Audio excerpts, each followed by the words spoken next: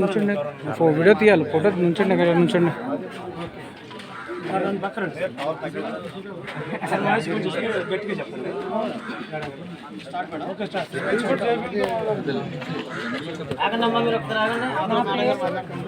SR రాణి మూగల చింతలపూడి నియోజకవర్గం నుండి స్వతంత్ర అభ్యర్థిగా పోటీ చేయబోతున్నాను. ఈరోజు నామినేషన్ వేశాను. గతంలో నేను బహుజన్ సమాజ్ పార్టీ నుండి 4 సార్లు ఎమ్మెల్యేగా పోటీ చేశాను. అమలాపురం ఎంపీగా బాలిగా చనిపోయాక ఎంపీగా కంటెస్ట్ చేశాను. అది కాకుండా దళితుల కోసం ఉద్యమాలు చేసి పోలీస్ స్టేషన్ వరకు వెళ్ళి లాఠీ దెబ్బలు తిని చాలా వర్క్ చేసిన వ్యక్తిగా ఈరోజు చింతలపూడి నియోజకవర్గంకి వచ్చాను. ఎస్సీ కాన్స్టిట్యున్సీలో నేను ఎప్పుడూ పోటీ చేయలేదు. నర్సాపూర్ పార్లమెంటు పరిధిలో నర్సాపూర్, భీమవరం, గుండి, పాలకొండ పోటీ చేయడం జరిగింది. నా పొలిటికల్ ఎంట్రన్సే 1994 కాన్షీరామ్ గారు ఆదేశం మేరకు నేను 4 సార్లు పోటీ చేయడం జరిగింది. అయితే ఇక్కడ ఇది ఎస్సీ కాన్స్టిట్యున్సీ. కేవలం డాక్టర్ బిఆర్ అంబేద్కర్ రాజ్యాంగ పరంగా ఎస్సీలకి సీట్లు ఇచ్చారే తప్ప ఏ పార్టీలు ఎస్సీలకి సీట్లు ఇవ్వలేదు. ఇంకొక విషయం, తెలియని విషయం ఏంటంటే ఎస్సీలు ఎవరి దగ్గరికి వెళ్ళి పార్టీ టికెట్లు అడగాల్సిన అవసరం లేదు. 175 స్థానాల్లో 100కు 15% డాక్టర్ బిఆర్ అంబేద్కర్ రాజ్యాంగ పరంగా రాయడం జరిగింది.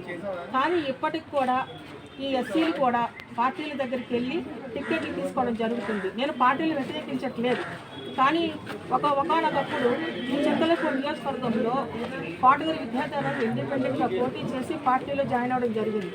అదే క్రమంలో ఇక్కడ ఎస్సీలు ఎంతమంది ఉన్నా కేవలం పార్టీ టికెట్లు తీసుకోకుండా పోటీ చేస్తుంటే ఎవరొకరు అసెంబ్లీకి వెళ్తారు, ₹1 ఖర్చు కూడా ఉండదు.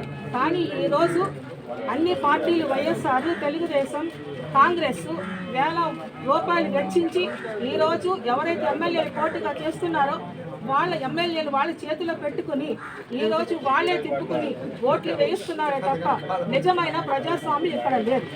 అందుకని నేను ఈ రోజు నా పార్టీల నుంచి బయటకు వచ్చి నేను ఇండిపెండెంట్ అభ్యర్థిగా పోటీ చేస్తున్నాను.